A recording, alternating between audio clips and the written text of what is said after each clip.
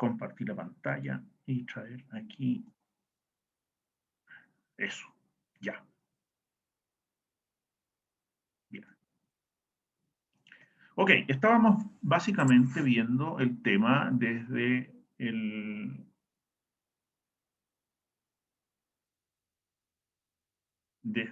inicio, ¿no es cierto?, de lo que es la segunda etapa, gran etapa de procesos de conminución, que es la molienda. Don Moisés, le vuelvo a insistir que chancar no es lo mismo que moler. Usted usó moler por ahí en una respuesta vinculada al chancado. No la embarre. Después me quería colgar yo. Me quería colgar. Son acciones bien distintas. Esta se hace básicamente por impacto, con agua, tamaño, se llega a tamaño fino. Chancar es otra cosa. Chancar es por compresión, con el mineral tal como sale, tamaño grueso, etc. Así que no los confundan. ¿Ok? Sí, profe. Acuérdense siempre que uno es como la acción de las muelas cuando comemos y otro es como la acción de los dientes cuando comemos. Son bien distintos. ¿Ya? Así que acuérdense siempre.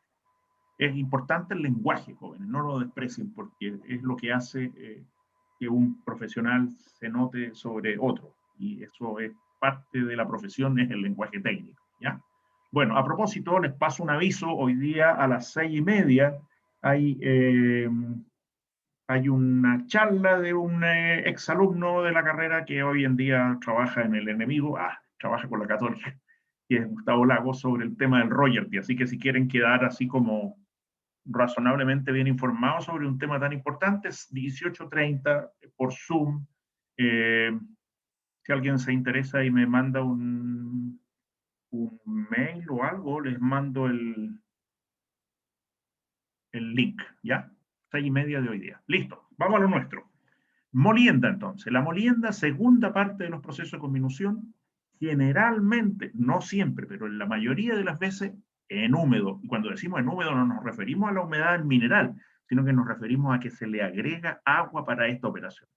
Y usualmente se realiza en una o dos etapas, la vimos al final de la clase anterior, ¿no es cierto? Que eso configura estas tres líneas que estamos viendo a mano derecha, una que es molienda convencional en dos etapas, la primera a mano izquierda, la segunda que es molienda unitaria convencional, que es una sola etapa de molienda de bola, y la tercera que es dos etapas pero con molienda semiautógena, y después molienda de bola. En común, las tres líneas tienen molienda de bolas, que pasa a ser el elemento principal entonces en la conminución, el molino de bola. El mineral chancao puede venir normalmente de chancao terciario cuando se alimenta molienda convencional, las dos líneas de la izquierda, o del primario o el secundario también puede ser, en el caso de la línea de la derecha cuando se alimenta la molienda sal. Por lo tanto, ahí están más o menos los tamaños involucrados, ¿no es cierto?, de alimentación, desde el chancao terciario del orden del centímetro, del primario del orden del 20 centímetros, y el producto final obviamente depende del mineral y de lo que se requiere, pero del orden de magnitud de los 200 micrones, algunos ya están llegando más fino que eso a 100, pero es de ese orden, de ese orden de magnitud. Ok, hasta ahí llegamos. La reducción de tamaño en la molienda se realiza mediante una combinación de mecanismos. Como dijimos muy al principio de esta parte del curso, nunca hay un equipo que opere con solo un mecanismo. Así que se mezclan el impacto, la atrición, la abrasión, incluso hay un poco de compresión en el interior de los molinos, pero hay uno que es el principal, y ese es el impacto. Así que estos son equipos que muelen por impacto fundamentalmente. Ese es el elemento principal. Y se realiza en tubos, ya sea cilíndricos o cilindrocónicos. Ustedes pueden ver las fotitos aquí, ¿no es cierto? Molino de barra, cilíndrico, el de bola, cilíndrico. El molino SAG es más bien cilindrocónico, pero básicamente pensemos en cilindros, ¿ya? Que van a ser caracterizados por su diámetro T y su largo L, y rotan. Por lo tanto, los molinos son molinos rotatorios, que rotan en torno a su eje. Están puestos en la horizontal, el eje es horizontal y giran en torno a ese eje. En el interior del molino se utiliza una carga medio molienda, elementos que se van a mover en el interior de estos molinos rotatorios y que como están rotando, hay una fuerza centrífuga que se genera por la rotación.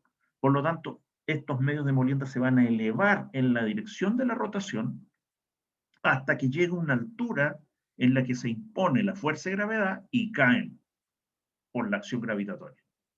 Por lo tanto, lo que vamos a tener como energía para moler es la energía potencial, mgh. M, masa del medio moledor, que la aceleración de gravedad, y h, la altura de la caída, muy vinculada entonces con la altura, o sea, con el diámetro de los molinos. Entonces, a variar, vamos a hacer estos monitos feos que hago yo de repente, vamos a hacer uno de ellos para entender bien, ¿no es cierto?, de qué se trata todo esto.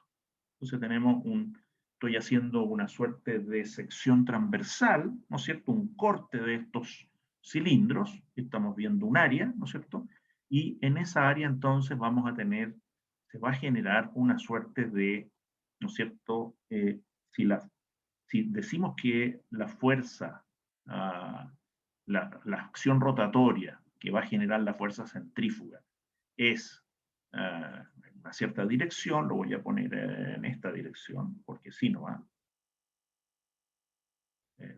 a variar, no está muy bien el pulso, pero no importa, ya más adelante vienen monos mejores.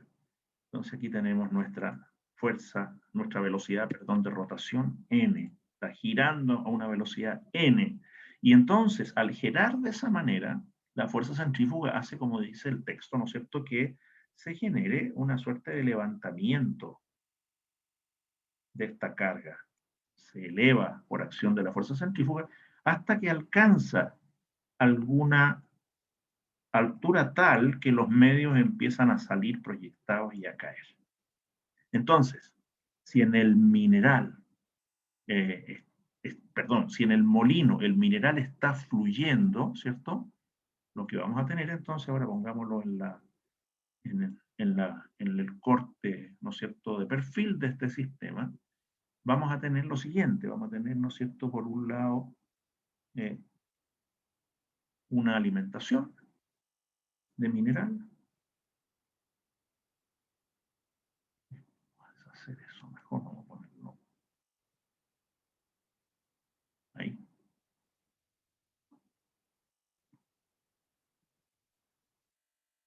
Esa es la boca de alimentación, por lo tanto vamos a poner la flecha ahora que corresponde al mineral, que va a alimentarse así. Y por supuesto va a salir por el otro lado, así. Entonces aquí tenemos, ¿no es cierto?, la alimentación.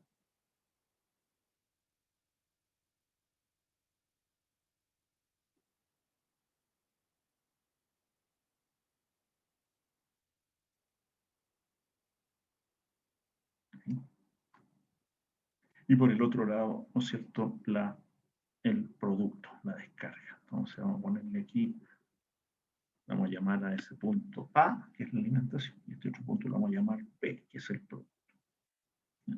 Entonces, al fluir este mineral y pasando por estos cortes, ¿no es cierto?, que estamos viendo a mano izquierda, en que los medios molienda se están elevando y caen, vamos a tener que van a ir golpeando todo lo que va pasando a lo largo.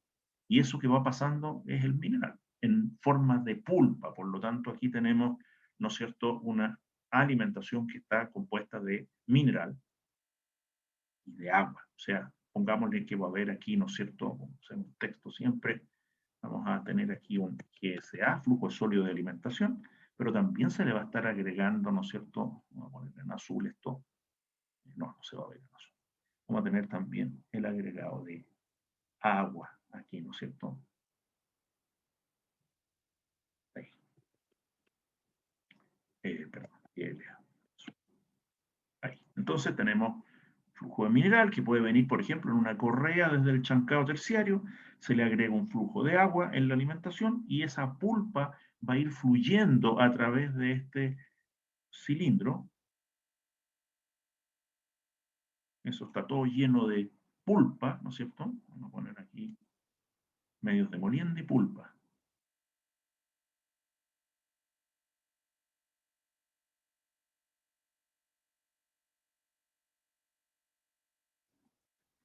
medios de molienda más pulpa, ¿cierto?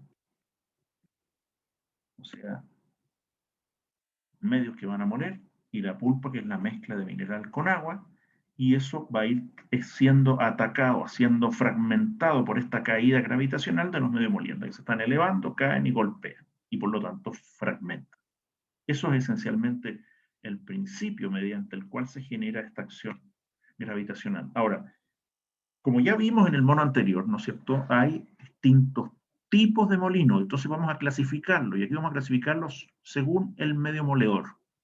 Vamos a tener fundamentalmente, aunque hay otros dos, pero estos son los principales, los de mayor uso, molienda de barras, en que el medio molienda son barras de acero, que son, tal como se puede ver en la figura superior izquierda, barras que son casi del mismo largo que los molinos, de diámetros que van de 1 a 4 pulgadas. Normalmente se fabrican de media en media, pero no hay, ya vamos a conversar después sobre los molinos de barra, que en general no hay no hay muchos proyectos nuevos con molinos de barra, se usan hoy en día más bien en las faenas antiguas, ya vamos a explicar más, y por lo tanto no hay una gran disponibilidad de barras de acero de cualquier diámetro que a uno se le ocurra, así que es un poco más limitada esa parte hoy, pero barras de acero. Molienda de bolas, su nombre lo deja clarito, ¿no es cierto? Y se ve en la foto superior derecha, bolas de acero de entre 1 y 6 pulgadas, de media en media, ¿eh? 1 y media, 2, 2 y media, etc. Son las que se fabrican. Eso sí, como la molienda de bolas se usa en los 3 tipos de circuito, hay fabricación de bolas en gran cantidad y no hay problemas de abastecimiento. En Chile, por ejemplo, existe una empresa que se llama Molycop, que es el principal abastecedor de bolas de acero, se surte de acero de nuestro alto horno en Huachipato, de aceros del Pacífico, ¿no es cierto? Y tiene un par de plantas que fabrican bolas de acero. No es trivial, uno cree que las bolas de acero son algo fácil de hacer, pero no es tan así. No, hasta no hace tanto, las bolas de 6 pulgadas no salían tan bien, se rompían. Hoy en día ya tenemos una mayor resistencia de esos elementos. Así que de 1 a 6, de media en media, bolas de acero. El molino semiautógeno es un híbrido entre una molienda autógena, que no existe en Chile, pero existe en algunos países del mundo, en pequeño número, y un molino de bola. En el fondo, es una molienda que se realiza en forma mixta entre el propio mineral, por eso es autógeno, autogenerado, ¿cierto? Y una cierta proporción de bolas de acero, por eso se llama semiautógeno. Le decía que hay dos más, bueno, está el autógeno, que como les digo en Chile no se usa, y en muy pocas partes en el mundo hay, pero existen, para minerales de roca no tan dura, etc. Y existe otro más que es el de guijarro, que es igual que el molino de bolas, pero usa bolas de cerámica o de material de empréstito, ¿eh? Un mineral más duro que se utiliza para medio molienda, que esencialmente se usa en muy pocos casos, que es cuando no se quiere contaminar con hierro. Entonces, la idea no es usar bolas de acero ahí porque el desgaste generaría una contaminación de hierro en el mineral. Pero ni siquiera les daba foto porque se usan muy pocos, son de un uso muy limitado. Así que estos son los 3 principales actores. Hay aquí un pequeño videíto que, como de costumbre, voy a ver solo una pequeña parte y después ustedes tienen, eh, ya sea por esta vía en la grabación o en el curso, está el link para que lo puedan ver por su propia cuenta. Les saqué el sonido porque así les voy contando yo un poco. Ahí están las diferentes partes, el tubo, los revestimientos que se colocan internamente para proteger al molino, van apernados, ahí ven los pernos que salen, ¿no es cierto?, el manto, el sistema de transmisión, no es el único, pero es uno de ellos, las diferentes partes de este molino.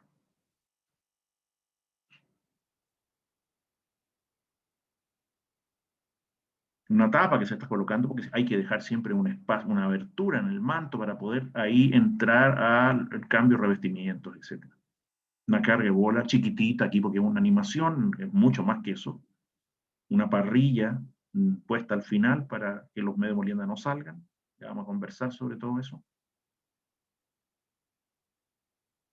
La corona, para la transmisión del movimiento, sistemas de descanso,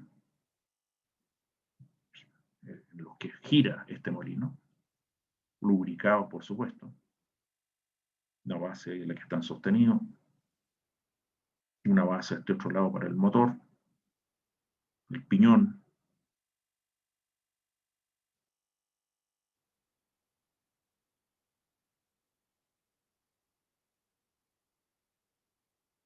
y ahora vamos a ver aparecer el motor también. Ahí está, un motor reductor.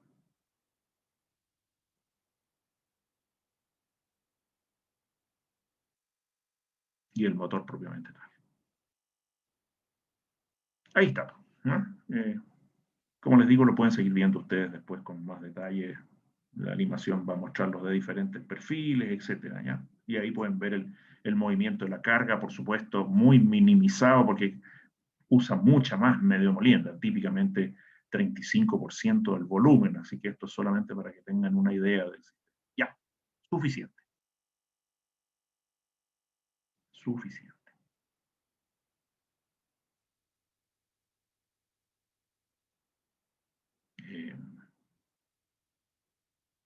Vamos a dejar de compartir y vamos a compartir nuevamente donde nos habíamos quedado.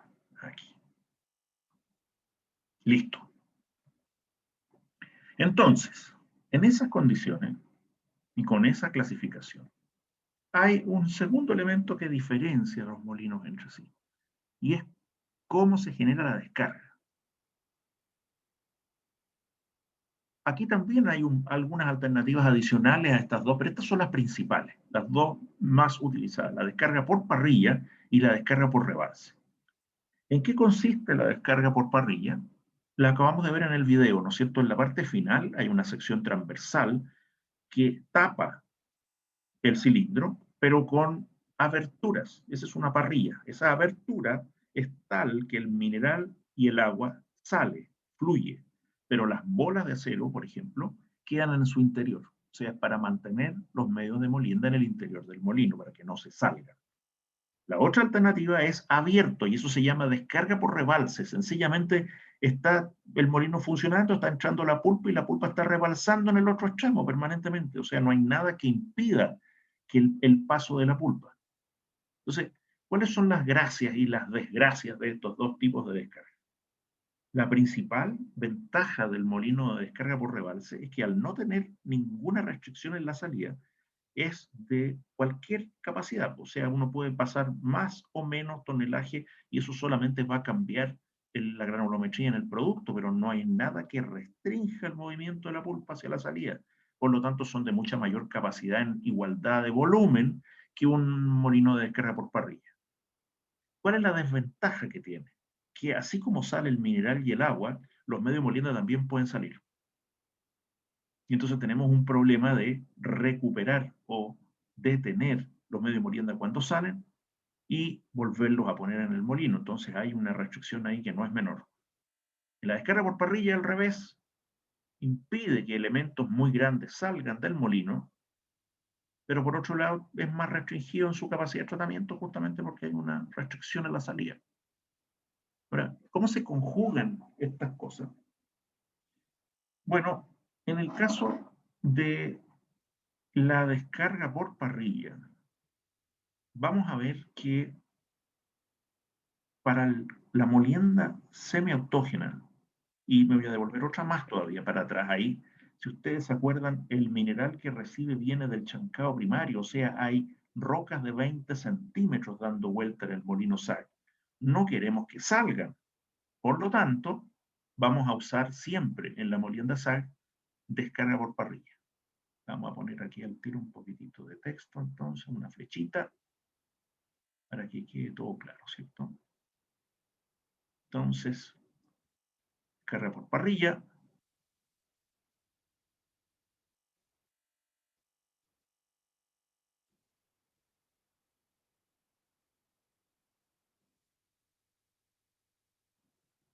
Y descarga por rebalse. Vamos a poner entonces aquí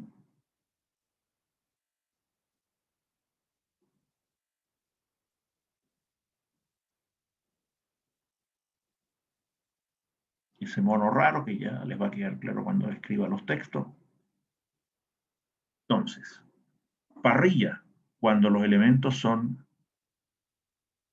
muy grandes. Por ejemplo, en el caso de la molienda SAC estamos hablando de rocas de 20 centímetros, de 15 centímetros. Que salga una roca de 15 centímetros por la salida, ¿no es cierto?, genera muchos problemas, por lo tanto, se usa sí o sí descarga por parrilla.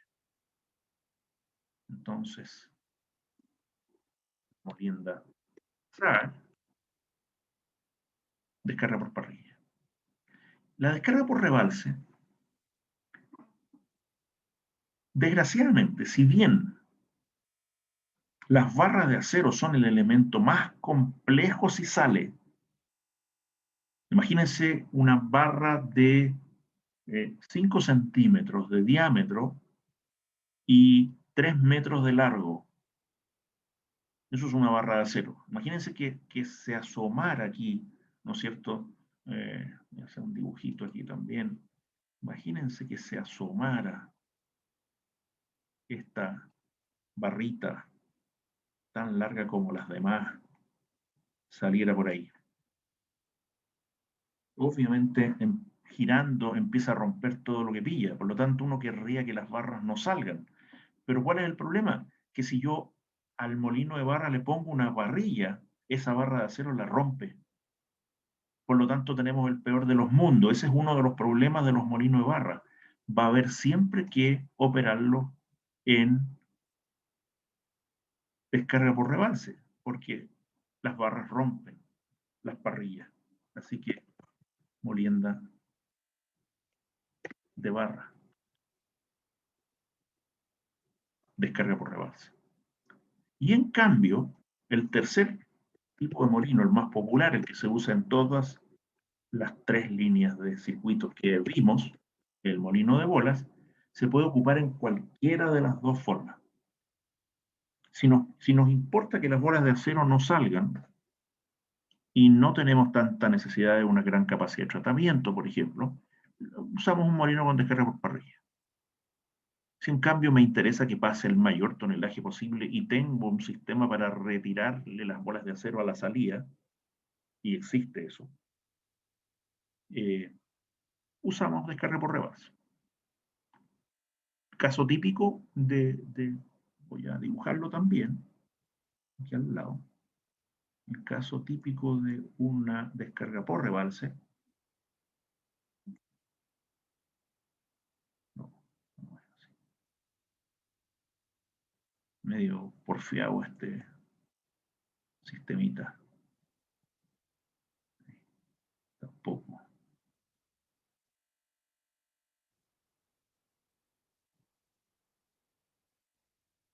Ahora sí.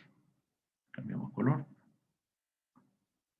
Una cosa que se hace muy habitualmente en los molinos de descarga por rebalse de bolas, para justamente recuperar esta bola, es sencillamente aquí en la salida, ¿cierto?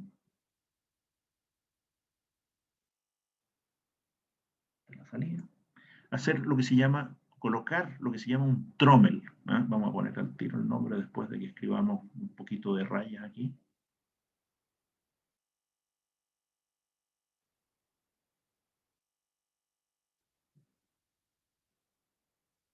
Quedaron medio chuecas las rayas, pero bueno, no importa. Lo que importa es el principio, ¿cierto? El trommel, básicamente, es un tubo de salida que está perforado, tiene aberturas. Y por lo tanto, entonces, lo que ahí ocurre es que las bolas de acero se separan del agua y del mineral porque son más gruesas que la abertura de ese trommel. Entonces, voy a poner aquí una bolita para que quede claro el problema. Y aquí otras más que fueron capturadas, etcétera. Ok, con eso queda clarito, ¿no es cierto? Las bolas de acero que salen no superan la abertura del trommel caen entonces por esta canaleta y son recuperadas en una caja y cada cierto tiempo, una vez por turno, qué sé yo, se vuelven a meter al molino, ¿ya? Entonces, esa es como la forma. Voy a poner aquí al tiro el nombre de esto para que no se les olvide. Trommel. Entonces, el trommel es justamente esto que está aquí. Eso no.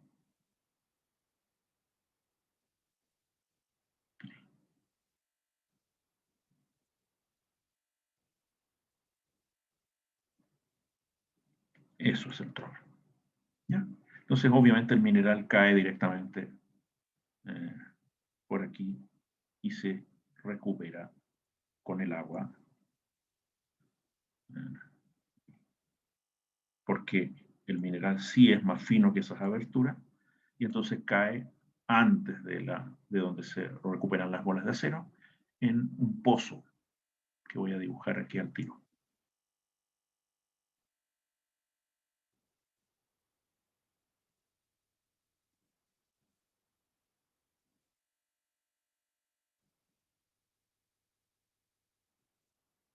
Vamos a dibujar aquí el pozo.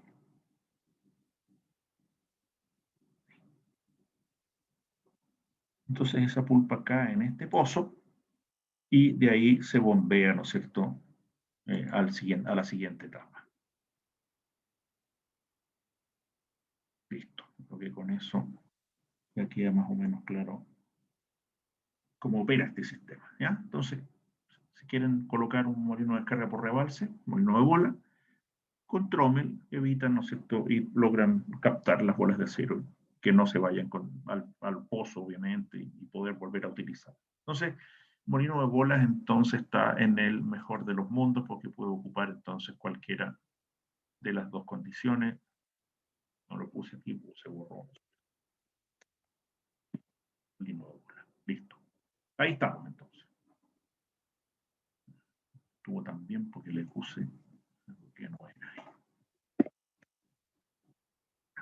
Listo. Ahí tenemos entonces cómo se relacionan estos sistemas de descarga con los tres tipos de molinos que acabamos de ver.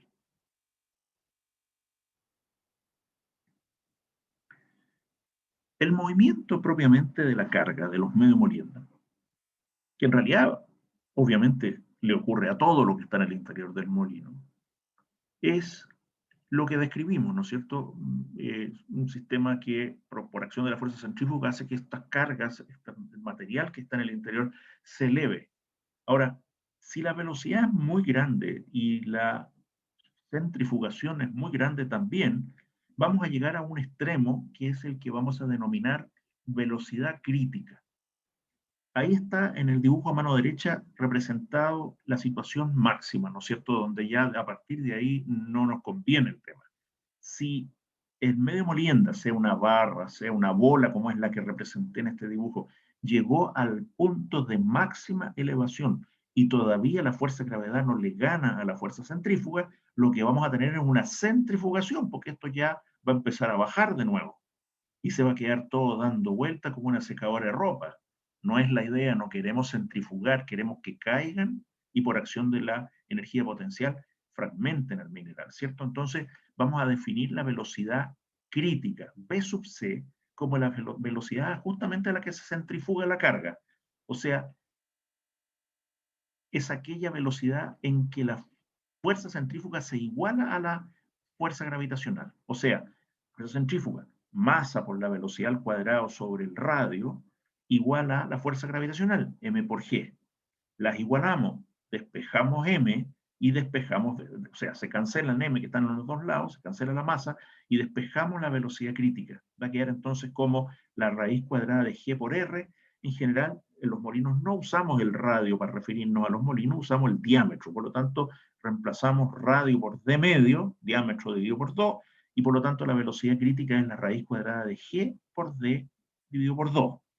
Ahora, como todo equipo que gire, es mucho mejor expresar la velocidad en forma angular, o sea, dividiendo la velocidad por el perímetro, y así vamos a tener el número de vueltas, lo que se llama las revoluciones por minuto, cuántas vueltas da por minuto. Entonces, Vamos a despejar ahora n sub c, que sería la velocidad crítica angular, como b sub c dividido por 2pi por r, que es obviamente el perímetro, ¿cierto? Y entonces eso, reemplazado el b sub c por g de medio en raíz cuadrada, nos da esta expresión que está acá abajo. nc igual a 42,3 dividido por la raíz cuadrada del diámetro. El diámetro en metros, la velocidad crítica angular en RPMs. ¿Qué nos está indicando esto? Nos está indicando que a cada diámetro le corresponde una velocidad crítica, depende solo de eso. Por esa razón, es muy habitual expresar la velocidad de un molino, la velocidad de giro de un molino, no en otra unidad que no sea un porcentaje de la velocidad crítica, como vamos a ver a continuación. Entonces, vamos a ver que se distinguen dos tipos de movimiento. Movimiento en cascada, que ocurre entre el 50 y el 60% de la velocidad crítica, y movimiento en catarata, que va desde el 60 al 90% de la velocidad. Aquí a mano derecha una foto no tan buena de un molino de bola girando al 70% de la velocidad crítica. Ustedes pueden ver el riñón que se forma, la caída, ahí la foto no era tan buena, porque no se detiene bien el movimiento, pero se nota la trayectoria de los medios que están cayendo, ¿no es cierto? Es claramente un movimiento en catarata. Entonces, algunos detalles. ¿Por qué llegar hasta el 90% de la velocidad crítica y no más? La razón es que este análisis que aquí hicimos está considerando solo la acción de las fuerzas centrífuga y gravitacional y por lo tanto está asumiendo paredes lisas. Pero ustedes bien saben que las paredes no son lisas, generan roce. Y por lo tanto, si yo tengo la superficie interna del molino irregularidades, y ya vamos a ver que conviene tenerlas, obviamente la centrifugación se puede alcanzar antes de la velocidad crítica, porque el roce les va a dar el empujoncito necesario para que se centrifuguen incluso a valores más bajos. Por eso, como medida de seguridad, se llega solo hasta el 90% de la velocidad crítica, no más. Y aquí me refiero con que es conveniente que haya roce, a que el roce es gratis. O sea, a ver, no es gratis, nada es gratis en esta vida, ¿no es cierto? Pero el roce lo puedo inducir colocando una pared interna irregular. Si ustedes se fijaron, si fueron buenos observadores, si se llegan a fijar en el video que vimos hace poquito, el revestimiento interior se veía ondulado, ¿cierto? Se veía que no era liso. Y la razón fundamental es que la velocidad consume potencia. En un medio que gira, la potencia es igual al torque por la velocidad de rotación. Por lo tanto, mientras mayor es la velocidad, mayor es la potencia. Estoy gastando plata en potencia entonces, ¿ya? En la energía del sistema. Entonces, si yo invierto en tener revestimientos que no son lisos, yo puedo obtener el mismo levante, pero con menos velocidad y por lo tanto con menos potencia. ¿Ya? Esa es la razón por la que es mejor tener revestimientos en el sistema que no sean lisos para compensar un poco de velocidad. Ahora, ¿por qué estos dos? ¿Qué pasa bajo los 50% de la velocidad crítica? Bueno, bajo los 50% de la velocidad crítica, la verdad es que hay apenas movimiento, así que sencillamente hay un mover el material internamente y la molienda es mínima, así que nadie usa eso. Pero ¿por qué están esos dos regímenes entonces? Bueno, muy al principio del curso hablamos siempre de que no siempre hay que moler al máximo porque se nos puede pasar la mano y pueden haber pérdidas por ultrafinos. Bueno, hay condiciones en las que es bueno moler, pero no tanto. Y ahí se utiliza el movimiento en cascada, en que hay un movimiento que las bolas de acero ruedan por la pared del riñón y van rompiendo, pero más por atrición, con menos impacto, y por lo tanto generan una molienda controlada. En la gran mayoría, por supuesto, nos interesa romper de frentón y fragmentar bien el mineral, por lo tanto, lo más típico es movimiento en catarata. O sea, típicamente vamos a operar en catarata, pero algunos casos especiales en que queremos una molienda controlada, podemos ir a un movimiento en cascada. ¿Ya? Eso es básicamente. El tipo de molienda. Dijimos que la molienda se realiza en húmedo. No siempre. En la inmensa mayoría de los casos. Pero no siempre. La molienda se puede realizar en seco o en húmedo. Y cuando se hace en húmedo, se usan porcentajes de sólido como los que están ahí puestos, entre 65 y 80% de sólidos en peso. Esta es la más utilizada, producto del balance que vamos a ver a continuación entre ventajas y desventajas de moler en húmedo versus moler en seco. Ventaja de la molienda en húmedo. Consume menos energía específica. Para un mismo mineral, misma alimentación y obtener el mismo producto, en seco se va a requerir un 30% más de energía para lograr el mismo resultado que en húmedo. Súper importante, ¿cierto? Entonces, en húmedo, un 30% menos de energía para lograr los mismos fines. ¿Por qué ocurre eso? Voy a tratar de explicarlo de la mejor forma, de la forma más sencilla que se pueda. Si no usamos agua, si el mineral se muele en seco, todo el movimiento que describí va a generar algunos golpes ineficientes. Por ejemplo, bola choca con bola. Desgaste de acero, pero no hay molienda. Bola choca con la pared del molino. Desgaste de acero, pero no hay molienda. Bola le pega a una partícula mineral. Ahí sí hay molienda. Entonces, en la molienda en seco hay una cierta proporción de golpes, de caídas de los medios de molienda, que son improductivos, por lo tanto, muele menos. ¿Y dónde está la gracia de usar una pulpa con un nivel entre 65 y 80% sólido? Bueno, usen su imaginación. ¿Qué es lo que es una pulpa entre 65 y 80% sólido? Es una pulpa viscosa, ¿cierto? Es un lodo muy viscoso, es barro, pongámoslo en esos términos. ¿Y qué le pasa a cualquier cuerpo que está en el medio del barro? Queda embarrado. ¿Qué significa que esté embarrado? Que está cubierto de barro, y el barro no es otra cosa que mineral con agua.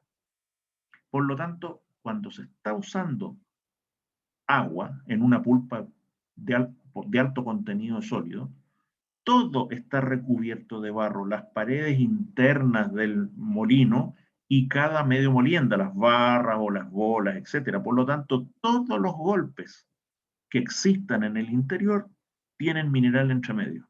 Por eso es mucho más eficiente la molienda en húmedo que en seco, en términos energéticos. Otra ventaja, mayor capacidad de tratamiento. Es obvio que una pulpa, por densa que sea, fluye más fácilmente que el mineral seco, que va a moverse, pero mucho más lentamente. Entonces la capacidad es mucho mayor en húmedo. Un tercer y muy importante también, una tercera ventaja también muy importante es que no hay problema de polvo. Acuérdense que aquí estamos ya trabajando con minerales bajo el milímetro, o sea, estamos hablando de polvo. Y si es en seco, hay un levantamiento de polvo bien significativo. Si es en húmedo, no hay problema de polvo. Y una cuarta ventaja que es menor que las otras tres, pero importante en la operación, al haber agua uno ya puede empezar a echarle reactivos a la pulpa, fundamentalmente preparándose para la etapa de separación selectiva que viene después.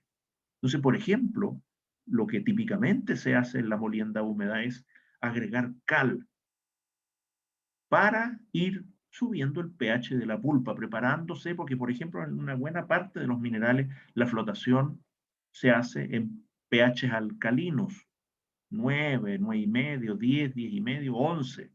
Entonces va a requerir subirle el pH a la pulpa, que normalmente en forma natural va a andar por ahí en los alrededores del 7.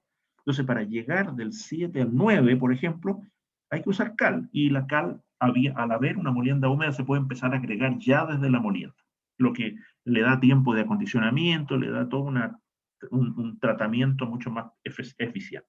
Entonces, es de menor importancia que las otras tres, pero también es una ventaja.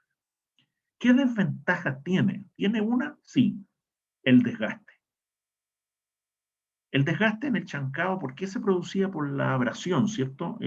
mineral abradía al acero, lo desgastaba, y por lo tanto teníamos un consumo de acero ahí.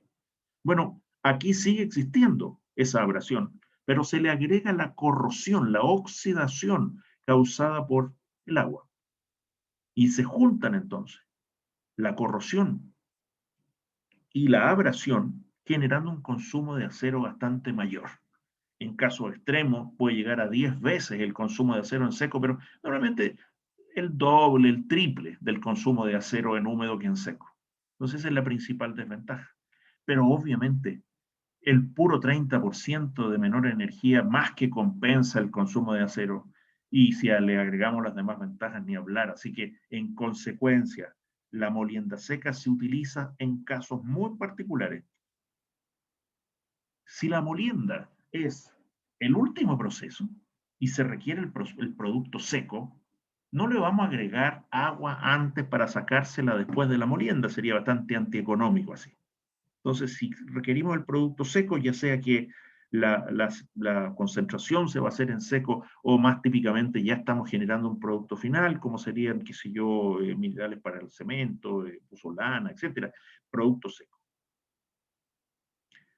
Obviamente si hay problemas de solubilidad del mineral, si el mineral es soluble en agua, no vamos a usar agua, porque lo que queremos es molerlo, no disolverlo, ¿cierto?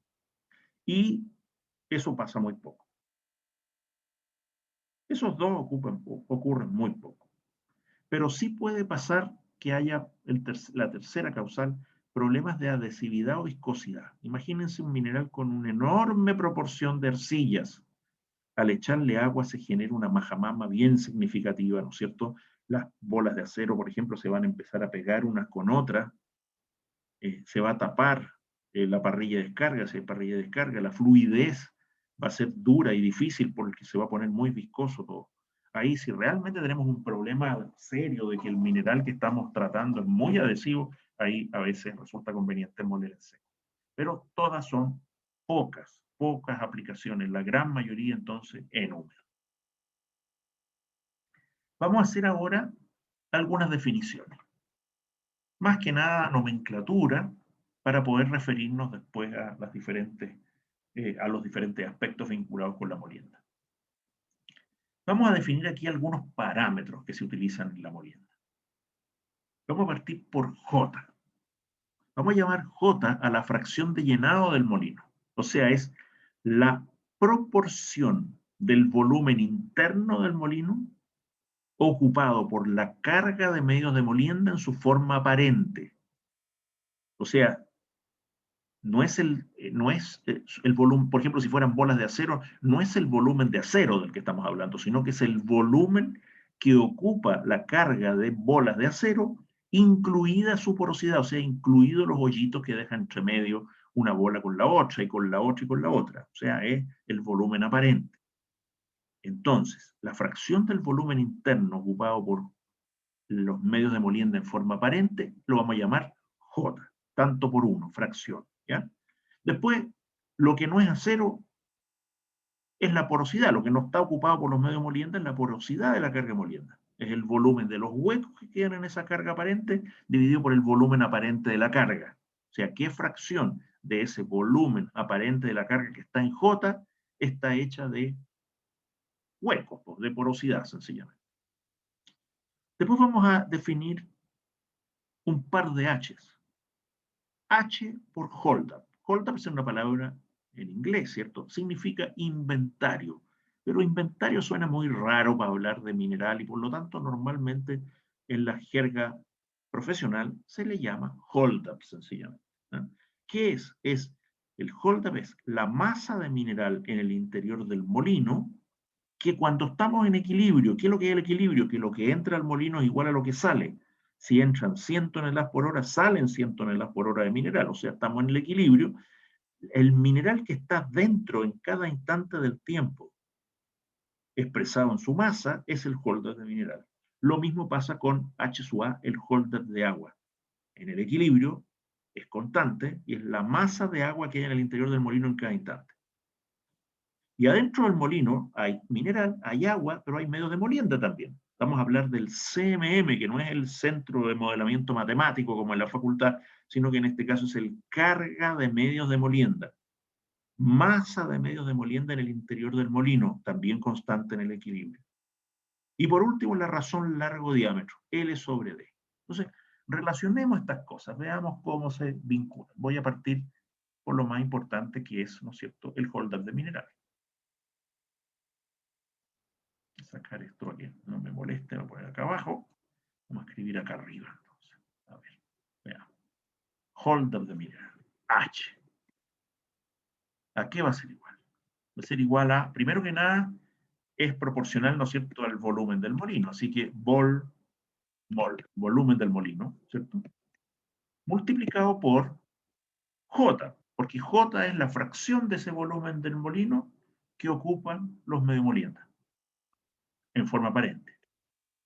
Ahora, yo quiero, obviamente, no voy a ocupar la fracción del volumen del molino que está ocupado por los mediomoliendas, porque están los mediomoliendas. Por lo tanto, para ir al mineral, tengo que ir a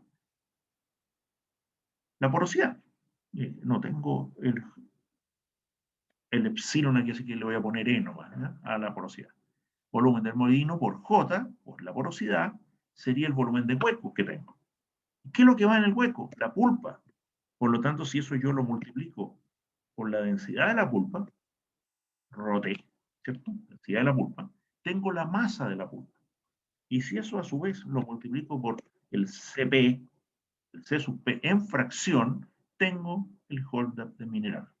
Ahí está, ¿cierto? Entonces, para que entendamos bien lo que pusimos, vamos a ir a anotar aquí.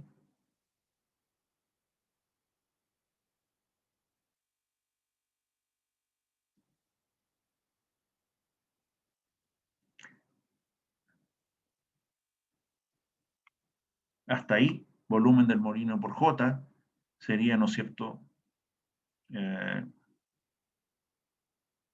Está acá abajo. Sería, ¿no es cierto?, el volumen carga, aparente carga, ¿cierto? Eso sería la primera parte. Si a su vez ahora lo multiplico por epsilon, ¿cierto?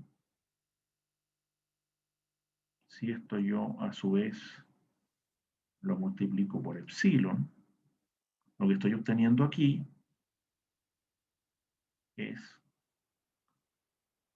el volumen de pulpa, porque es el volumen de huecos. Y ahí va la pulpa. Ocupa todo el espacio que deja libre el medio molienda. Y lo demás ya ustedes lo saben, ¿no es cierto? Pues si multiplico el volumen de pulpa por la densidad de la pulpa, tengo la masa de la pulpa, y si la multiplico por la fracción de sólido, obtengo, obviamente, la masa. Si hago eso mismo y en vez de multiplicarlo por CP, lo multiplico por 1 menos CP, obtengo HA, el hold-up de agua.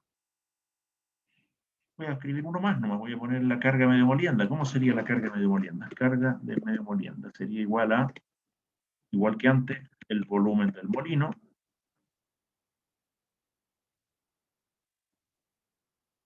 de nuevo por J, nos da el volumen aparente de la carga.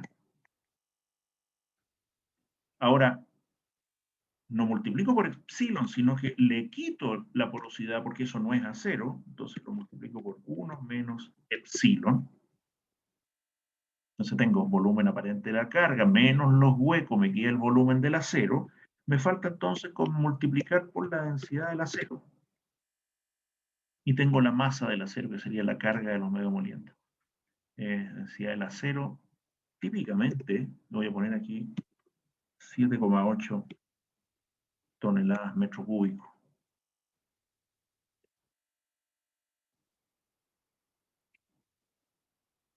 Voy a poner esto más acá para que quepa. Ahí. ¿Ya? Entonces la carga medio molienda, el volumen del molino por J nos da el volumen aparente de la carga, le quito la porosidad, me queda el volumen del acero, lo multiplico por 7,8 toneladas por metro cúbico y obtengo el peso, la masa de medios de molienda que tenemos en el sistema. ¿Ya? Ok.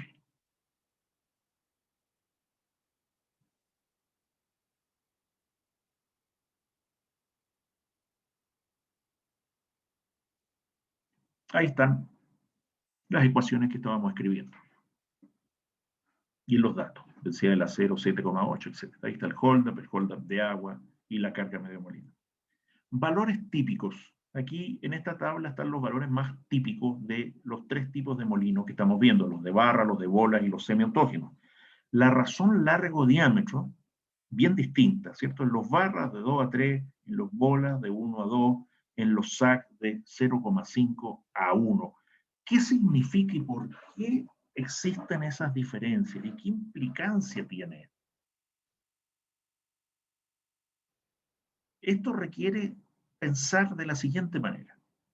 Para un mismo volumen de molienda, ¿qué me conviene más? ¿Que ese volumen de molienda esté dado por grandes diámetros o por grandes largos? Bueno, la respuesta es bien fácil.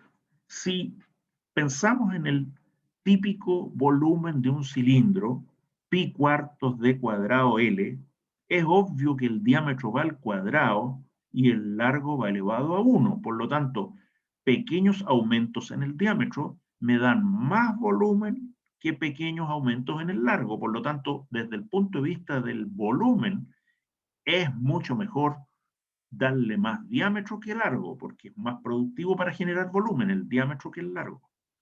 Pero más importante que eso todavía, el largo no influye en la energía potencial. El diámetro sí, porque nos da la altura de caída. Por lo tanto, mientras mayor es el diámetro, más H y por lo tanto más energía potencial y por lo tanto más potencia utilizada en fragmentar.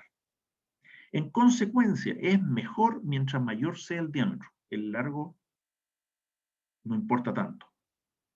Entonces, ¿por qué las diferencias ahora? Fíjense que, mirado desde esa perspectiva, barras es el que está peor porque tiene una razón de 2 a 3 veces el diámetro. ¿Por qué se genera eso? Lo voy a explicar rápidamente con un pequeño dibujito, como siempre, ¿cierto? Si yo tuviera, ¿cierto? Blanco. Si este es mi molino, ¿no es cierto? Eh, voy a poner dos casos. Uno que tenga un diámetro igual al largo y uno que tenga largo el doble de el diámetro. ¿Ok? Para que entendamos bien la diferencia. Voy a cambiarle de color para irme a las barras de acero.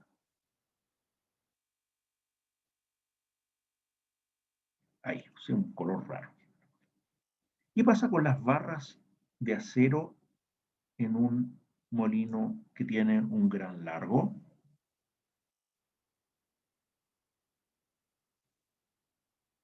Se orientan en la dirección del movimiento. Ya vamos a ver que hay un pequeño ángulo en esto, pero en definitiva se orientan en la dirección del movimiento del mineral. ¿Qué pasa en cambio si yo uso un molino más bien cuadrado, por llamarlo de alguna manera, en que tiene un diámetro igual al largo? Yo voy a tener cosas como esta. Igualdad de probabilidades de que estas barras se orienten en la dirección del movimiento o no. ¿Y qué pasa si una barra se para? No, aquí la puse en vertical porque no tengo cómo dibujar esto con un ángulo, ¿eh? Pero lo puedo dibujar tal vez. No va a quedar tan bonito, pero igual me va a dar una idea. Yo podría tener barras así también, ¿cierto? Ahí. Va a generar dobleces, se van a doblar algunas barras, van a romper los revestimientos en los mantos, van a generar un pequeño desastre en el interior de los molinos.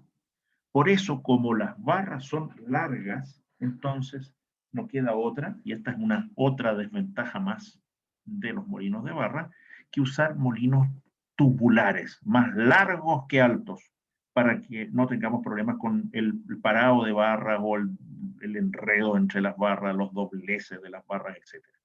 Entonces, ya tenemos un segundo defecto de los molinos de barra. El primero ya lo vimos y es que nos vemos obligados a usar descarga por rebalse.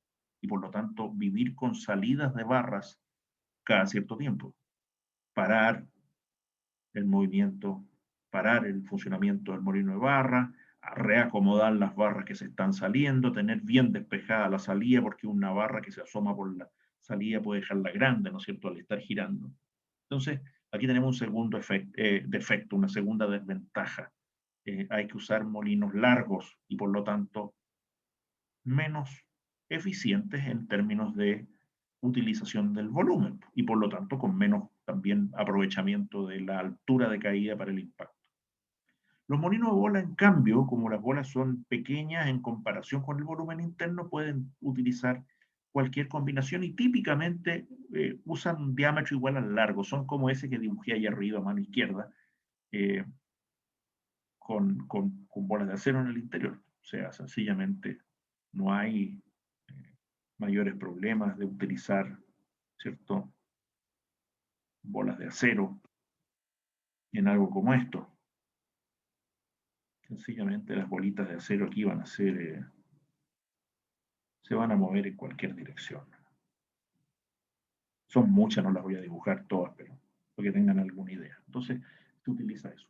Y en el caso de la molienda SAG, mejor aún, se aprovecha al máximo la altura de caída de estas grandes colpas y borlas de acero y se usa prácticamente el 0,5, el más típico. Voy a poner aquí entonces los casos más típicos dentro de esta tabla. Sería en los largos diámetros, sería usar 2, o sea, el largo es 2 veces el diámetro. En los de bola, usar 1, o sea, sería largo igual al diámetro. Y en el caso de los SAG, sería usar 0,5, o sea, el largo es la mitad del diámetro, o el diámetro es el doble del largo, ¿cierto? Eso es lo típico con lo que a la relación largo-diámetro se refiere. El segundo parámetro es el nivel de llenado, J, y si ustedes ven, son bastante parecidos entre ellos, ¿ya? Voy a referirme a los extremos. Barras, ¿por qué se podría llegar a 0,40? Porque es descarga por rebalse, entonces en realidad se puede llenar bastante, pero el riesgo es que te salgan las barras. Por lo tanto, para evitar eso, normalmente vamos a tener el 0,3 como valor típico. 30% del volumen interior del molino ocupado con barras de acero en forma aparente.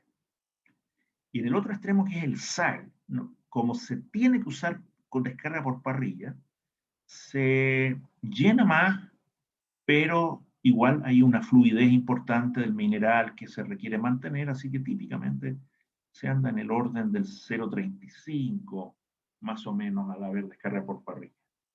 Y en el caso de los molinos de bolas, se puede llegar a 0, aquí voy a tener que no usar la rayita, sino que usar texto, ¿ya? Se puede utilizar 0,45 si es descarga por parrilla, y se usa 0,3, si es descarga por rebalse, voy a escribirlo mejor, porque si no, clara la E, rebalse, ahí queda más claro, y 0,3 si tengo descarga por parrilla, ya, ahí está, ¿ok? Entonces, si es descarga por rebalse, pongo un trommel afuera, recupero las bolas y puedo llenarlo bastante, 0,45 más o menos podría ser, ¿no es cierto? No, lo puse al revés, jóvenes, sorry, vamos a cambiarlos al tiro. Vamos, lo puse al revés. Obviamente en la descarga por rebalse, ¿cierto?, es donde no podemos llenarlo demasiado, así que hay que rebalse. Y el 45% para el caso de la parrilla, ¿no es cierto?, que ahí podemos llenarlo más, porque hay una restricción a la salida. La porosidad, bueno, la porosidad en bolas y semiautógeno es bastante parecida, 0,35 más o menos es el espacio que queda con huecos entre las bolas de acero o entre las colpas del mineral o entre la mezcla de colpas y bolas de acero, que son más o menos del mismo tamaño. Pero las barras obviamente tienen una porosidad menor. ¿Por qué? Porque las barras son compactas en una de las dimensiones. O sea, las barras tienen porosidad si pensamos en las tres dimensiones y llamamos X, Y al plano transversal, las barras tienen porosidad en el plano transversal, en X y en Y, pero no en Z porque es continua la barra desde el inicio hasta el final. Entonces, obviamente, tienen menor porosidad. Eso también genera una desventaja de la molienda de barras, ¿no es cierto? Porque en la porosidad es donde va la pulpa, por lo tanto, por un igual volumen, vamos a tener menos pulpa en un molino de barra, por lo tanto estamos moliendo menos mineral que en los bolas o sal. Fracción de la velocidad crítica. Bueno, aquí si bien es cierto, la mayoría son bien parecidos y andan siempre muy cercanos al 75, en el barras de nuevo se genera una pequeña diferencia porque la velocidad alta de giro hace el enredo de las barras, por lo tanto normalmente se trabaja a velocidades menores de giro, 65% de la velocidad crítica, no más que eso para evitar mucho el enredo de las barras entre sí. En cambio, en los otros dos casos, más bien es el 75, el caso más típico, 75%. Y lo mismo en el caso de Molinos. Esos dos se parecen en ese sentido. Uy, ¿qué escribí? Ahí, 75% en ambos casos como lo más normal. ¿Ya? Entonces, esas son como las grandes diferencias. Yo creo que este es un buen momento para ponerle término a esta clase. No sé si alguien tiene alguna pregunta que hacer. O si está todo claro, lo dejamos hasta aquí.